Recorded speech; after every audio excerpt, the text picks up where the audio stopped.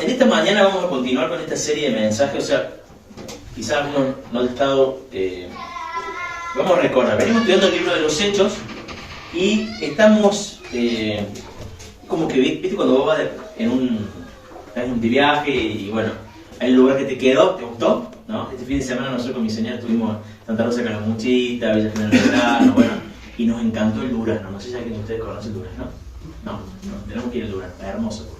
Bueno, parecido nos pasó en el libro de los Hechos, como que venimos viendo en las prédicas del libro de los Hechos y no es que solamente nos encantó, sino que creemos que es muy importante esta porción que habíamos visto del Hechos capítulo 2, el 41 al 47, donde habla de cuáles son los efectos, cuáles son los signos vitales de una iglesia saludable, ¿no? Cuáles son las cosas que tienen que estar cuando se predica la palabra de Dios y la iglesia está llena del Espíritu Santo.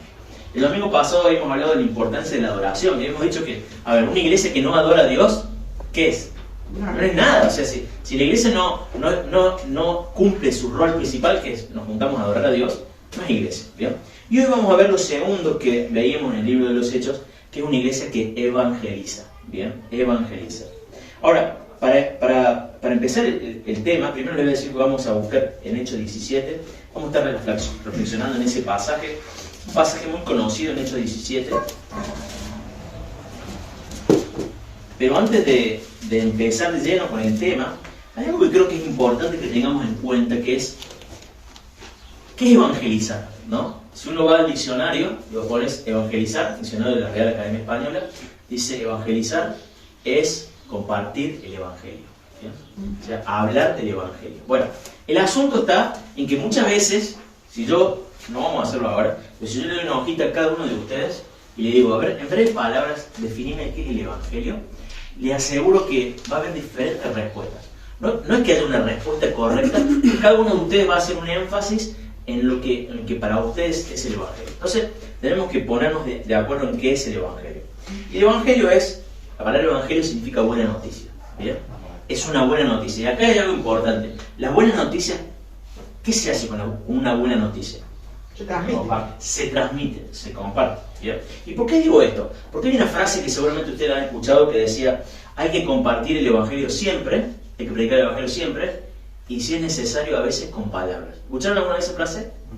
Sí. ¿La escucharon? Una frase falsamente atribuida a San Francisco de Asís, que básicamente decía que, bueno, vos tenés que vivir de tal forma que prediques el evangelio, ¿entendés? Pero en raras veces, a veces sí es necesario que tengas que verbalizarlo, ¿bien? A ver, uno entiende a qué se refiere y cuál es el sentido de eso, la importancia de no solamente predicar el evangelio, sino de vivirlo. Pero ahí hay un error radical, que es el siguiente.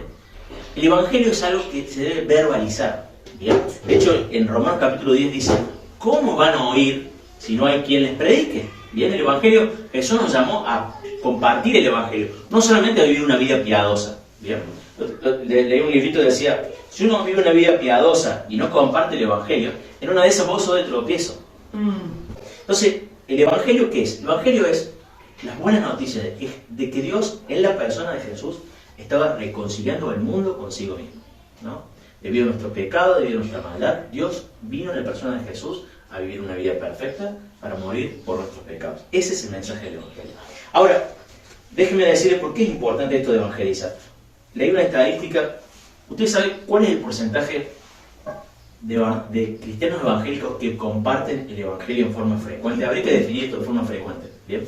Pero, ¿cuál es el porcentaje de cristianos evangélicos que comparten el evangelio? A ver, levante la mano y diga de su mejor idea, porcentaje, dale. ¿Cómo? ¿10%? ¿Cuánto? El 70%. Y ahora dijo 70%. O sea, 7 de cada cristiano comparten el evangelio. 7 de cada cristiano comparten el evangelio. Muy alto, ¿verdad? Muy alto. Muy optimista. Es muy Un alto. 30 diría. Sí. Sí, sí, sí. Es el 5%. O sea, de nosotros, digamos, ¿cuántos somos? 1, 2, 3, 4, 5, 6, 7. Te diría que medio de nosotros comparte el evangelio. Nosotros en ese medio yo estoy ahí. Bueno, Por lo menos de 2 hacia 1. Bueno, ¿Verdad? Seguro. bueno, ¿cuál es el punto? El punto del mensaje, el objetivo de esta predica es que nosotros podemos ser la excepción, ¿no? Que no se diga, mira, este grupo de personas, porque en realidad la estadística es así, el 95% de los evangélicos no comparten el evangelio. Es muchísimo, ¿me entendés?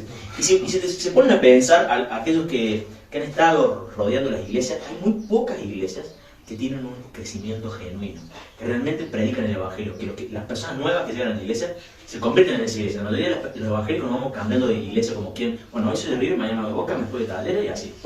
Bueno, entonces, esto de lo que vamos hablando es muy importante. Y vamos a ver, el apóstol Pablo va a ser nuestro ejemplo de evangelista, de aquel que comparte la buena noticia.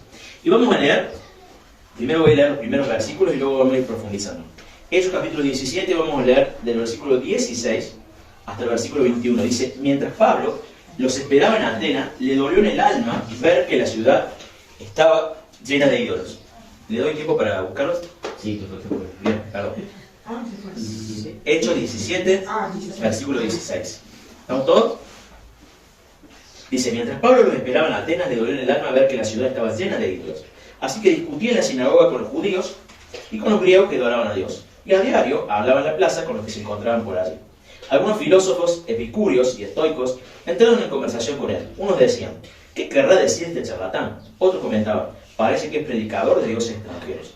Decían esto porque Pablo les anunciaba las buenas nuevas de Jesús y de la resurrección. Entonces se los llevaron a una reunión del Areópago. ¿Se puede saber qué nueva enseñanza es esta que usted presenta?, le preguntaron. Porque nos viene usted con ideas que nos suenan extrañas y queremos saber qué significan. Es que todos los atenienses y los extranjeros que vivían allí no pasaban, mejor dicho, se pasaban el tiempo sin hacer otra cosa más que escuchar y comentar las últimas novedades. Bueno, hasta acá leemos y después vamos a continuar. Pero el punto acá, vemos al apóstol Pablo en Atenas, que es una ciudad muy importante. En este momento, cuando Pablo está predicando, ya había dejado de ser una ciudad muy importante. Roma es más importante. Pero históricamente, sobre todo, es la cuna de la filosofía griega, ¿no? Y la cuna de la filosofía occidental. Una ciudad muy importante. Y acá vamos a ver, quiero que veamos tres cosas. Vamos a ver lo que Pablo ve, lo que Pablo siente y lo que Pablo hace. ¿Está?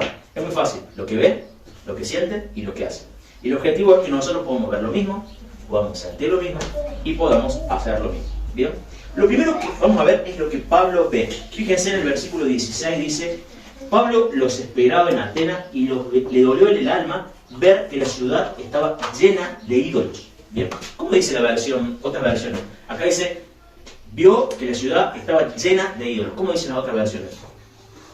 Su espíritu se enardecía viendo a la ciudad entregada a la idolatría. Claro, él vio que la ciudad estaba entregada a la idolatría. Otras versiones de NTV, ¿cómo dicen? Se indignó profundamente al ver la gran cantidad de ídolos que había por toda la ciudad. Bien, se indignó profundamente al ver la cantidad de ídolos. Bien. Pablo está allí y ve la ciudad, la gente entregada a la idolatría. La gente viviendo en una forma perdida, ¿no? ¿Y dónde es que está Pablo? Nos dice ahí el texto, nos dice Pablo estaba en las sinagogas y estaba, fíjense en el versículo 17 dice, segunda parte dice, y a diario hablaba en la plaza con los que se encontraban por allí. ¿Bien? Esto de la plaza, no sé, cuando ustedes le viene la idea de la plaza, no estamos hablando de la plaza Alén o la plaza, no es la plaza, digamos, central o la plaza San Martín, ¿no? Ahí, lo que se refiere ahí a la plaza, de hecho creo que las otras versiones pueden traducir el mercado, ¿puede ser? Plaza pública. Plaza pública. Bueno, la idea era, ahí es lo que se llama, en griego se llama el ágora, que era el lugar donde sucedían las cosas más importantes. Todos los eventos, tanto políticos, culturales, la música, estaba todo ahí, ¿no? Entonces, donde estaba la gente, y la gente hacía todo lo que se podía hacer, ahí estaba Pablo viendo, ¿no? Viendo cómo la gente vivía, ¿no? Incluso, vamos a ver más adelante, Pablo inclusive pasaba entre los lugares donde estaba lleno de ídolos, ¿bien? Entonces Pablo estaba y veía toda la ciudad, ¿no? Ahora, pensemos, ¿Pablo de qué origen era? Judío. Era judío. Los judíos se caracterizan por ser personas totalmente sectarias, ¿no? Un judío se hubiera relacionado solamente con judíos, ¿no? Se hubiera quedado en la zona de la ciudad donde vivían los judíos, ¿no? Pablo es totalmente lo opuesto. Estaba con los judíos, pero también fue por todos lados, ¿no? Conocía la ciudad, vivía en la ciudad, ¿bien? La pregunta es, ¿qué podemos aprender de acá? ¿No? Con mi señora estamos viendo, y de paso se lo recomiendo, hay una serie que se puede bajar la aplicación, después voy a pasar el link nuevamente, que se llama Los Elegidos o El Elegido en español, que es la historia de Jesús. No sé si quién lo vio o lo tiene. Eduardo. Está muy bueno, se lo recomiendo. Es una serie de, no sé, debe ser como de 3 temporadas de la historia de Jesús. Y uno lo ve muy humano. Y una cosa que veía, obviamente uno lo ve en el Evangelio, pero por ahí está bueno ver una película, es el contraste entre los religiosos y Jesús. Bien, en el primer siglo. Los religiosos se juntaban solamente con religiosos. Y estaban con gente que solamente eran puras santas. Jesús, por el contrario, era todo lo opuesto. Se juntaba con todo el mundo. Estaba con los niños, estaba a veces también con la gente religiosa, pero la mayor cantidad del tiempo Jesús se relacionaba con la gente común. Inclusive iba a lo que en aquella época se denominaba la zona roja. Bien. ¿Dónde estaría Jesús si viviera hoy? Ay, iría por ahí. Sí. Y hay una segunda pregunta que me la hago y quiero que me lo hagan. Si Jesús viviera hoy, ¿cuántas chances hay de que yo me lo cruce? ¿Y vos? Que yo me lo cruce, que cada uno de ustedes se lo cruce. No se me lo responden, sigamos pensando. Si Jesús entraría dentro de un círculo de personas, ¿con quién? A ver, yo me parecería más a Jesús, digamos, que se relaciona con todo tipo de personas, o más con los religiosos, que nos juntamos solamente entre religiosos. ¿Me siguen? Sí. A ver, hermanos, sinceramente, creo que uno de los grandes problemas por el cual la iglesia hoy en el siglo XXI no evangeliza es porque estamos muy cómodos en la cultura evangélica. No vemos la necesidad de la gente. ¿Bien? Algunos de ustedes, algunos de nosotros, gracias a Dios, por ejemplo, lo veo la bandera y la banda. Ustedes son privilegiados porque ustedes, bueno, no podrían tener una peluquería solamente para evangélicos, ¿no? Pero ustedes, digamos, yo soy médico, por ejemplo, bueno, Lucas es abogado y ve ahí, vos, Rory, también, ¿no? Entonces vos ves todo el mundo, ¿entendés? Pero a veces, la mayoría de los evangélicos a veces están tan enfrascados que no vemos cómo vive la gente. ¿Bien? Entonces ahí es la primera aplicación. Pablo podría haberse enfrascado en la cultura con los judíos que conocía, hablar de, qué sé yo, de cosas que le importaban a él, de religión, sí, porque los rabíes y tal. No, Pablo al contrario, vino y se relacionó con todos. Ahora, para poder predicar como Pablo predicó, debemos ver lo que Pablo veía. ¿Bien? Y lo segundo que tenemos que hacer es sentir lo que Pablo sintió. Fíjese, en el versículo 16 dice, mientras Pablo los esperaba, dice, le dolió en el alma ver que la ciudad estaba llena de idolatría. La Reina Valera dice, se enardecía su espíritu ver que la ciudad estaba llena de idolatría. La NTV dice, Se indignó profundamente. se indignó profundamente. La de los niños, Gracias. el infantil dice que le dio mucha tristeza. Es la lenguaje actual. Sí, lenguaje. Bien, acá está. La idea ahí son dos cosas. Primero que Jesús se dolía por la gente, ¿bien? Pero también hay un enojo, un celo, ¿no?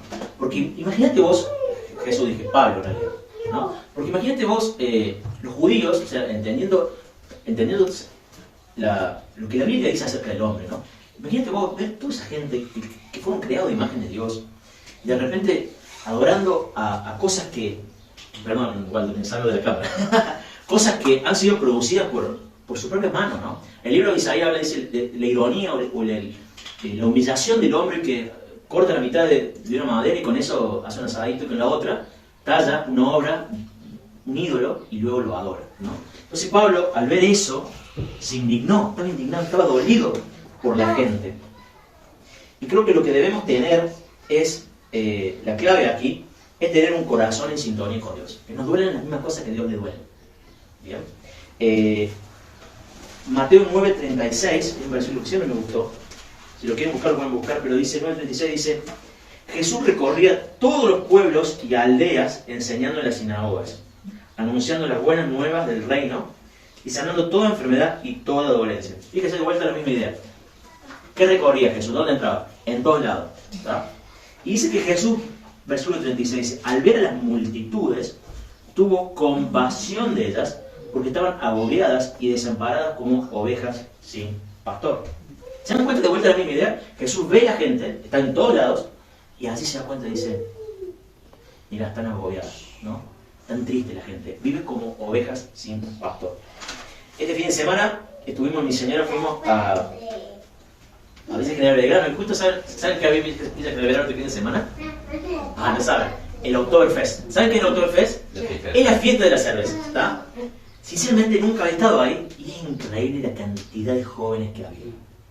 Un montón de jóvenes y todos estaban con unas jarritas que yo no sé, calculo que debe haber entrado por lo menos litro y medio de cerveza, ¿está?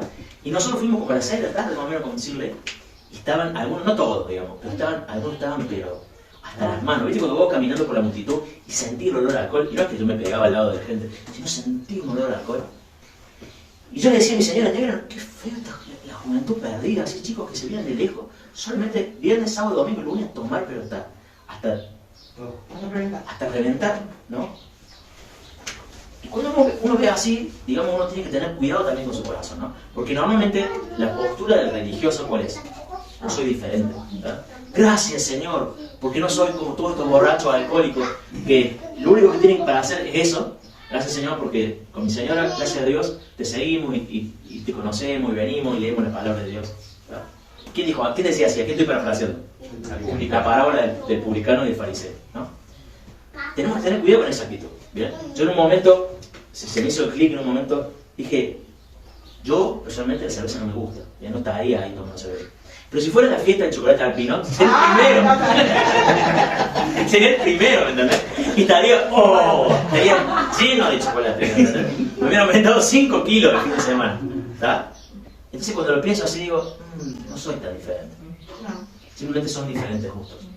Entonces la verdad que cuando estaba ahí digo, mira, esas personas se fueron hombres y mujeres creados a la imagen de Dios, ¿no?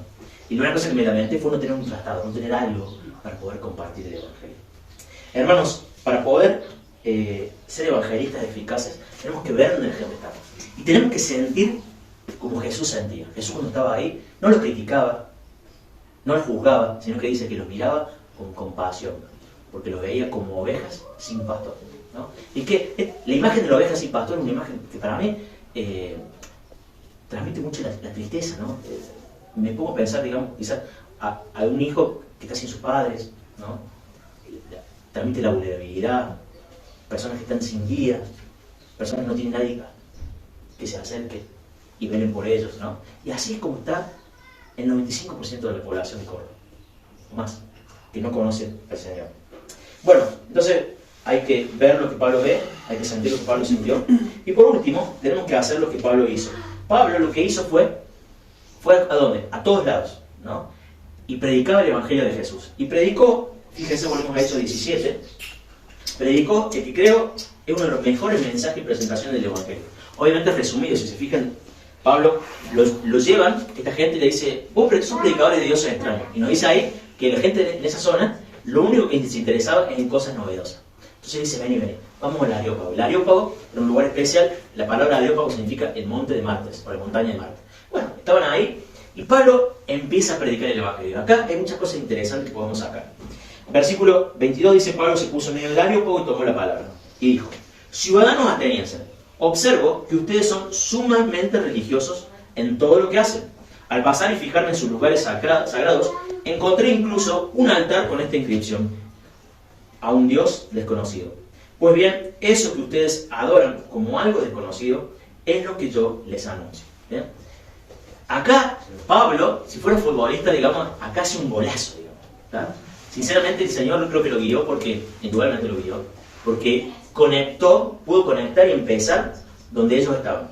Si vos no conocés la cultura, es imposible que encontres un punto de contacto para llegar. Pablo estuvo dando vuelta y dijo, esto tiene un ídolo, pero para todo. Hicieron un ídolo, inclusive, a un Dios, por si la duda no lo conocen. Entonces Pablo, ahí está. Ese Dios al cual ustedes adoran, pero no conocen, es el Dios que yo predico. ¡Qué golazo! Empezó a predicar. Continuamos. Dice, empieza a decir quién es este Dios. Dice, el Dios que hizo el mundo y todo lo que hay en él, el Señor del cielo y de la tierra, no vive en templos construidos por hombres, ni se deja servir por manos humanas como si necesitase de algo. Por el contrario, Él es quien a todos da vida, el aliento y todas las cosas. De un solo hombre hizo todas las naciones para que habitara la tierra y determinó los periodos de su historia y las fronteras de sus territorios. Esto lo hizo Dios para que todos lo busquen y aunque sea a tientas, lo encuentren. En verdad, Él no está lejos de ninguno de nosotros, puesto que en Él vivimos, nos movemos y existimos. Como algunos de sus propios poetas griegos han dicho, de Él somos descendientes. Por tanto, siendo descendientes de Dios, no debemos pensar que la divinidad sea como el oro, la plata o la piedra, escultura hecha como resultado del ingenio y de la destreza del ser humano. Pues bien, Dios pasó por alto aquellos tiempos de tal ignorancia, pero ahora manda a todos, en todas partes, que se arrepientan. ¿Bien? Hasta acá quería explicar una cosita. Pablo le dice, bueno, a este Dios que ustedes desconocen, yo les anuncio. y le empieza a contar quién es este Dios. Este Dios es el creador de todo. Este Dios no vive en templos humanos y no necesita de los seres humanos que le hagamos una estatua o le hagamos una escultura. ¿Bien? Acá hay algo que creo que debe estar siempre en la presentación del Evangelio, es que hay cosas de la cultura de la gente con la cual hablamos que deben ser afirmadas. ¿Bien? O sea, uno tiene que acercarse y tener un contacto. ¿Bien? El contacto, hay varias cosas que son contacto o puentes con la gente. Primero, cuando habla del Dios desconocido, y segundo, fíjense, cuando Pablo, fíjense en el versículo 28, dice, como algunos de sus propios poetas griegos han dicho, de él somos descendientes. ¿Bien? Pablo no dice, como dice el profeta Isaías. ¿Tá? Si hubiera dicho como dice el profeta Isaías, ¿hubieran entendido? No. ¿Qué? ¿El profeta quién? ¿En dónde lo dice? ¿Tá? Pero sí usa a personas que ellos entendían. O sea, a la hora de comunicar el Evangelio, tenemos que ser muy sensibles a dónde está la gente. Esto es muy sencillo. Acá el hermano Andrés juega el golf, ¿no? Si vos no sabés dónde está el hoyo, vos podés ser muy bueno tirando, ¿me entendés? Pero nunca la vas a embocar. ¿Bien? Esto es igual. Vos tenés que saber dónde está la gente, cómo llegarle, qué cosas entienden. ¿Bien? Por ejemplo, cuando hablamos, les tiro una idea, por ejemplo, cuando hablamos del pecado, ¿no? y del desastre que es el ser humano, ¿no? Los argentinos, hay un tango que justamente habla de esto. ¿A ver quién se acuerda? Cambalache. Cambalache dice, el mundo fue y será una porquería, ya lo sé. ¿Tá? O sea, ya tenés una artista popular que era, ¿cómo se llama la artista? Discépolo. Una artista popular que dice, no tenés que ir tanto a la Biblia cuando tenés una artista popular que dice, el mundo es una porquería. ¿Me entendés? Fue antes y ahora también. Es un desastre, es un cambalache. ¿No? ¿Se dan cuenta cómo uno puede conectar con la cultura? Bueno, hay que conectar con la cultura, pero también hay que denunciar los pecados de la cultura. Bien, Pablo no se queda diciendo, bueno, está bien, ¿saben qué? A todos estos ídolos le sumemos Jesús y está todo bien. Porque eso ¿qué sería? Sería aguar el mensaje del Evangelio. Pablo le dice, bueno, ¿saben qué? Está bien, Dios lo dejó todo este tiempo que ustedes siguieran sus propios caminos, pero ahora le dice, basta. Manda a todo el mundo, en todas partes, que se arrepienta. ¿Bien? Y lo lleva a tomar una decisión. Fíjese el versículo 31, dice, era fijado un día en que juzgará al mundo con justicia por medio del hombre que ha designado. De ello ha dado pruebas a todos al levantarlo de entre los muertos. ¿Bien?